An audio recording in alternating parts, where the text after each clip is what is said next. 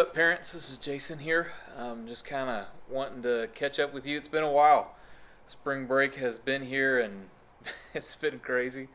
In case you haven't heard, we didn't go to our mission trip to New Jersey. We went to Miami.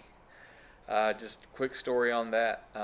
Tuesday night, we got the update from the airline that the flight had been canceled and no flights were going to be going up to Jersey. And so the next morning, we just kind of on a whim, I'll say the Holy Spirit is leading, asked a couple of our partners down in Miami if they would be willing to host us as a mission group. And man, was it amazing. We got to do some great stuff. If you are ever in the Miami area, you need to go to our partner churches, Cornerstone Church, or another church that we worked with, City Church down there. You need to connect with them. They were so amazing, and God did some really, really great things, and I would really encourage you to go check them out. And again, thank you for your students who went on the trip and the families who went on the trip.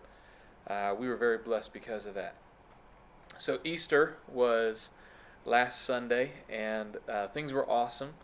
But I want to help you with helping your student process Easter. So often we get caught up in the family and in the stuff and maybe the eggs and things like that, that we don't take time to sit down as a family and talk about the resurrection. Over the next few weeks, Pastor Tim is leading us through a series on the resurrection and how to be resurrected people, how to live resurrected lives.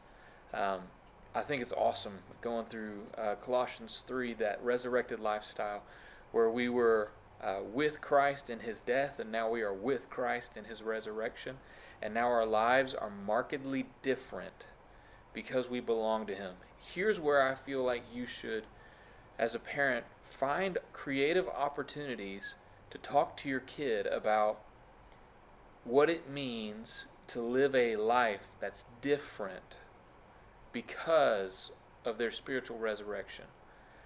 Talk to them about the movies they watch, the music they listen to, the books they read, the friends they have, things like that. Because Christ rose from the dead, we now have hope.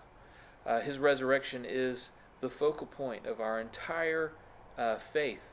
So use that to leverage questions with your kids about certain life questions they have, and how they choose to be influenced and how they choose to influence others. This series that we have just begun this past Wednesday night is called Castaway. And on Wednesday nights we're going through the book of Genesis, studying the life of Joseph, who became a castaway when his brothers sold him into slavery.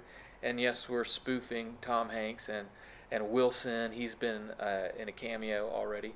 But the question is, at the end of Genesis, Joseph makes this amazing statement in verse 20 of chapter 50. He says, "What you meant for me for evil, God meant for me for good, for the salvation of many people."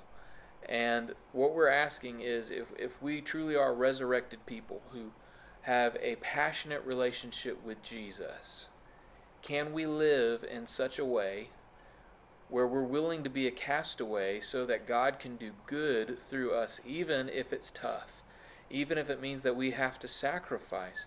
And then when we are in these tough situations, how do we trust him, as Joseph had to? I mean, sold into slavery, sold again into Egypt, and then thrown into jail for false crimes. Then he was forgotten and left for dead in jail for years. How do you trust God in those kind of scenarios, knowing that God ultimately has a plan for your life? And how do you make the most of things? So these are the questions we're asking your students.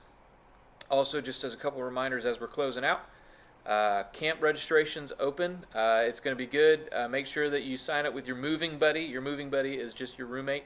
That's who you're going to be sharing dorm room with down at Generate Camp. We're going to be at Stetson University in DeLand. I believe it's $2.99 per kid. It's awesome. You should definitely sign your kid up before all the spots are gone. Also, Mission Jack's registration is open. And last but not least, if your 8th grade student wants to go to Universal Orlando, April 27th through the 28th, we have a couple spots left, but they're going fast.